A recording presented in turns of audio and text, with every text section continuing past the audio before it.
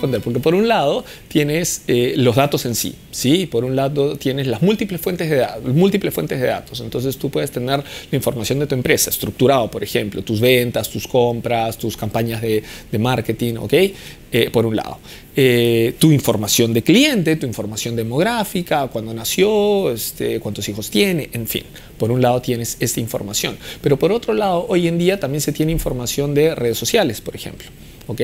Entonces puedes tener los perfiles de las redes sociales, puedes tener la información de las comunicaciones que has tenido, los correos electrónicos, los chats, por ejemplo, que has intercambiado, o en algunos casos incluso grabaciones, ¿sí? Informes de quejas, en fin, hay múltiples fuentes. Entonces un primer paso es poder tener toda esa información y se dice preparar esa información. Es integrar la información y hacer que haga sentido. Saber que la persona, nombre y apellido aquí en esta base es la misma que está en otras. Entonces, eso es una primera parte que requiere una infraestructura, sin duda, de tecnología, ¿no? Digamos, de manejo de bases de datos, manejo de información, y requiere también plataformas, requiere software, ¿ok?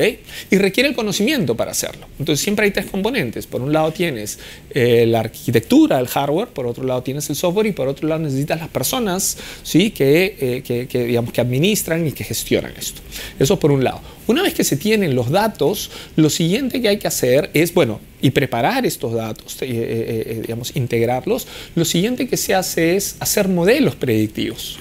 ¿Okay? Para estos modelos predictivos también, nuevamente, tenemos por un lado software, por otro lado hardware, y por otro lado los que se conocen hoy en día como científicos de datos.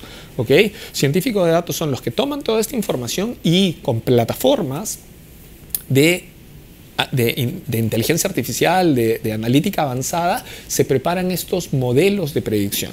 Estos modelos predictivos, modelos que tienen inteligencia artificial metido, machine learning, deep learning, distintas digamos, herramientas o formas de poder hacer estas predicciones.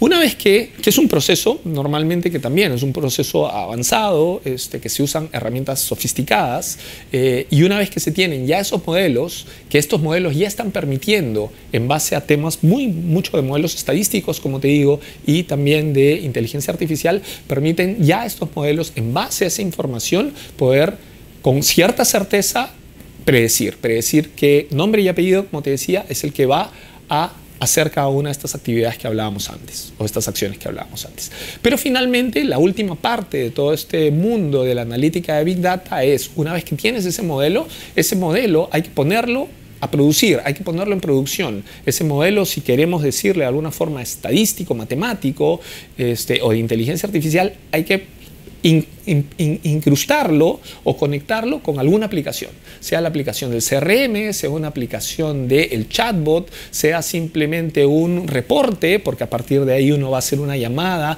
proactiva para un cliente para ofrecerle una campaña. Entonces esa es la última parte que se llama la parte de operacionalización. Entonces esto es un poquito, digamos, las tres grandes etapas. La primera parte que es integración y preparación de datos. La segunda parte que es el desarrollo en sí de los modelos predictivos. Y la última parte que es la operacionalización de los modelos. Reportes, muchos reportes internacionales. Ya este tema es un tema nuevo en el mundo realmente. Sin embargo, aún así, siendo un tema nuevo, y hay algunos años de experiencia en Europa y sobre todo en Estados Unidos también, y ahí ya hay reportes en donde dan en promedios de incrementos en ventas de hasta 50%.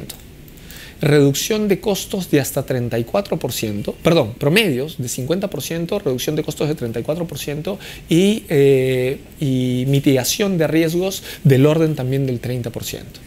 También muchos estudios y casos que nos han pasado a nosotros, sobre todo en Europa, en donde la rentabilidad de estos proyectos, el retorno de la inversión, ROI, medido en el primer año, son superiores a 300%.